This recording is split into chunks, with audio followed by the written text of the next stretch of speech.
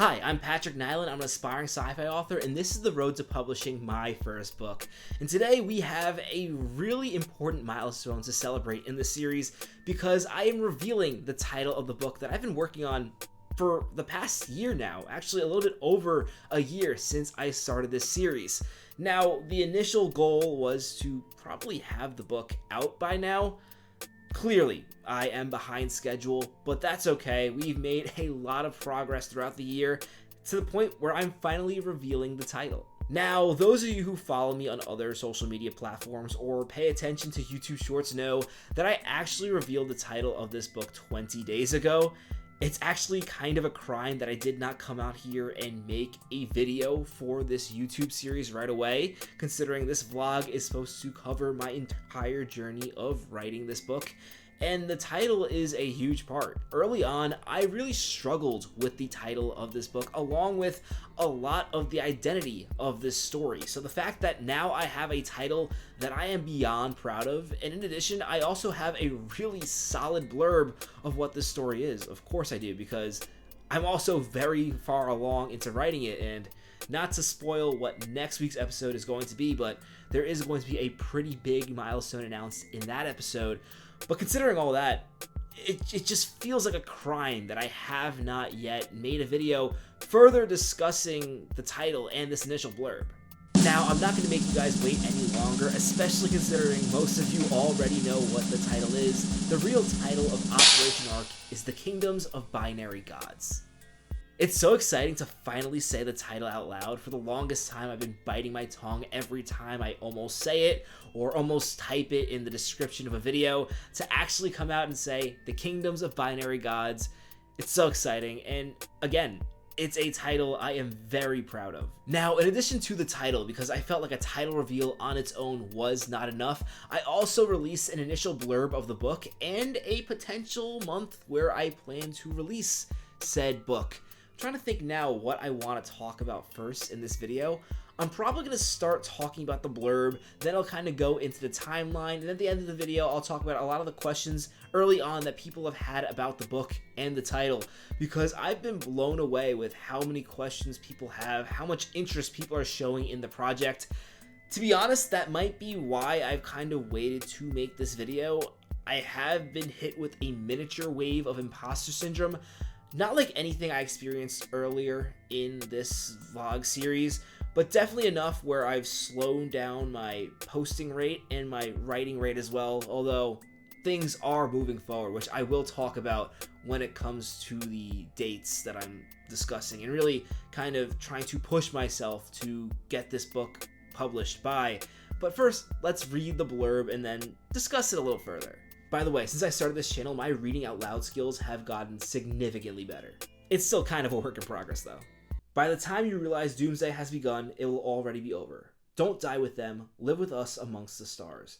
Decades after the start of the final war, New Genesis Inc. continues to sell salvation to anybody who can afford it. Their Ark space stations promise not only an escape from a nuclear holocaust most experts claim will never come, but also a fresh start and a final shot at the long-dead American dream. The cost? Just a few $100,000 tokens, and your old life. Contact between Earth and an Ark is forbidden. It might seem like a fair price, especially if you're confident nuclear warheads will melt the surface any day now, but there's a dark reason behind the no contact rule. The Arks are not what they were marketed to be. Within the state-of-the-art habitation rings of each station, humans are subjected to various experiments observed by one of 6 distinct artificially intelligent resident systems. These binary gods' purposes remain unclear, but for their test subjects it's simple: survive, so your bloodline may someday return and rebuild a better Earth. I will not lie, I spent so long working on that book blurb, it was not even funny. It is so difficult to express what your book is about in a few hundred words. For the record, that definitely is not a perfect book blurb. It's definitely something I'm going to be working with until I actually release the book. One thing I'm noticing after having read it out loud is I don't really mention how this is a series of short stories. That's definitely something I'm working on making very clear to readers, because if you are not a fan of short stories, you are not going to like this book. Yes, all the short stories do interconnect in a way where they tell a bigger story throughout the novel, but you're not following one character throughout the manuscript. In fact, there are very few characters that even make multiple appearances throughout all the stories. So if you are a person who really likes to get attached to one character and follow them from the beginning to the end, The Kingdoms of Binary Gods is not for you. I'm still in the habit of not saying the actual title. The more that I think of it, this being a series of short stories is definitely something I'm going to have to implement into the cover of the manuscript. That's something I initially wasn't going to do, but I don't want anybody being confused on what this is. In addition, I don't want to lose readers who really enjoy sci-fi short stories because they don't know that's what my book is composed of. We'll talk more about the the cover stuff once we get to the actual timeline part of this video, but first I want to focus more on the blurb and the actual title of the manuscript. The biggest question a lot of people have had after the reveal of the title is why Binary Gods, and if you couldn't tell from the blurb, Binary Gods is in reference to these gods being machines. They're AI, they think in ones and zeros, binary code. As you know, I've really struggled coming up with a permanent title for this book. Early on, I knew Operation Ark was not the title I wanted to roll with. While I really liked it as a project name, and I may use it for a title of a different project in the future, a video game project, I wanted something that had more of a biblical reference to be the actual title of this book. And that's something I really struggle with and almost abandoned because I almost couldn't figure it out. A lot of the early concepts I had were really complicated. I was using the words like covenants, things like that, and just none of it fit the story. I never wanted one of those 1 or 2 word titles. I did want something a bit bigger, but again, early on I felt like a lot of my ideas were very clunky. I wasn't even thinking of this book when I heard the phrase The Kingdom of God, and then the title just came to me, The Kingdoms of Binary Gods. What I love about this title is it does such a good job of expressing what this book is about. We've talked a lot in previous vlogs how this is a series of short stories, and each short story, well, most of the short stories focus on a different experiment happening on a different arc, and these arcs are the kingdoms. These binary gods are the facilitators of the experiments that take place on the arcs, and they obviously play a huge role in the story, both in this book and also the future of the series. In some ways, The Kingdoms of Binary Gods is an introduction to these characters, and I think here is a perfect place to talk about how these characters are really the glue that ties this story together. The Kingdoms of Binary Gods is not a traditional novel where you follow one character throughout a story. Rather, these stories each stand on their own, but what connects them is the binary gods who are running the particular experiments that the characters are experiencing.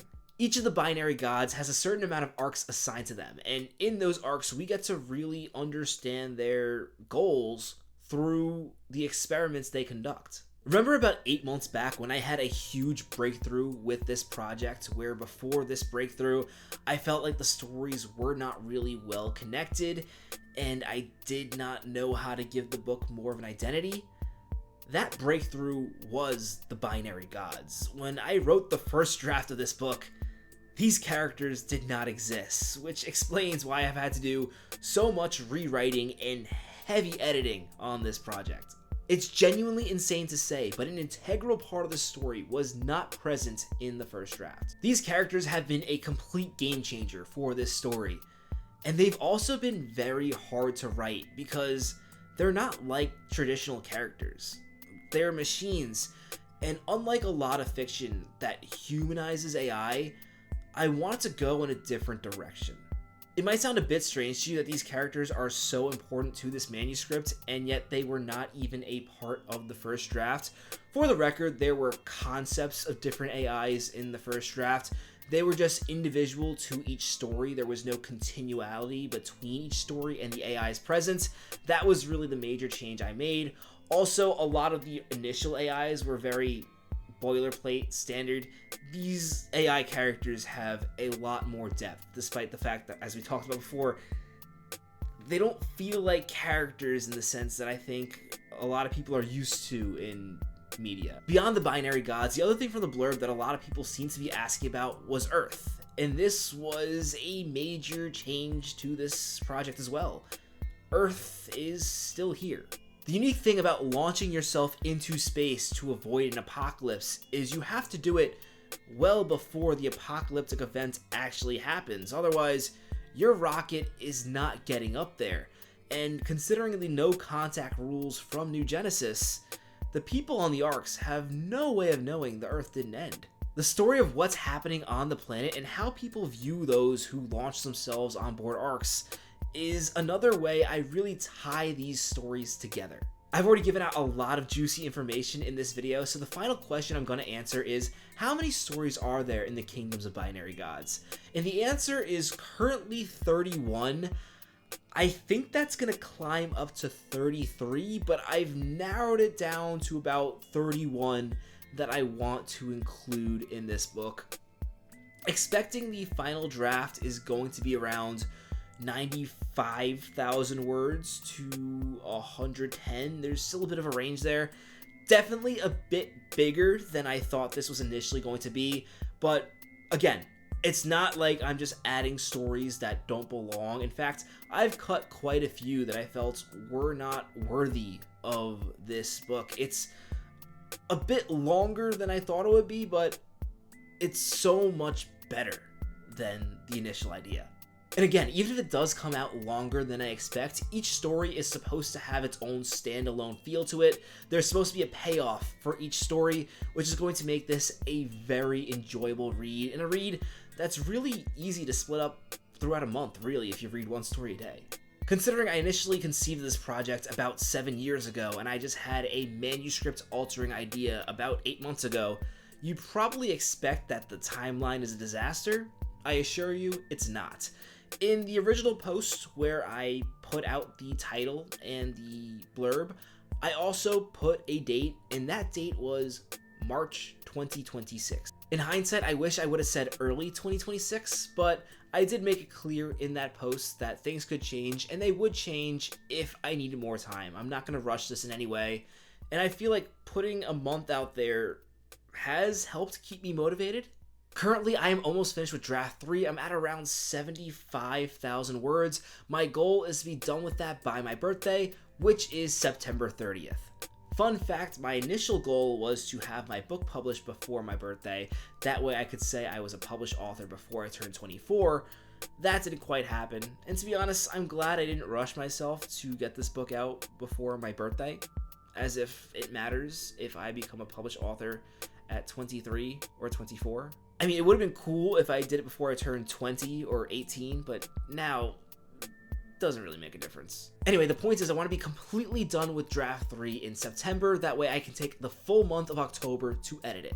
1 month might not seem like a lot of time to edit, but when you consider I've basically written each of the stories in the Kingdoms of Binary Gods at least 3 times in writing and rewriting drafts, they are more polished than a traditional manuscript, and I think that editing in a month can go a long way, especially when you consider I'll basically have a day to focus on each story. The main reason why I'm giving myself 1 month to edit is in November I want to hand this off to beta readers. The current plan is to give my beta readers the entire month of November to read my manuscript and give feedback. If it takes longer, so be it, but the goal is to have that completed in November.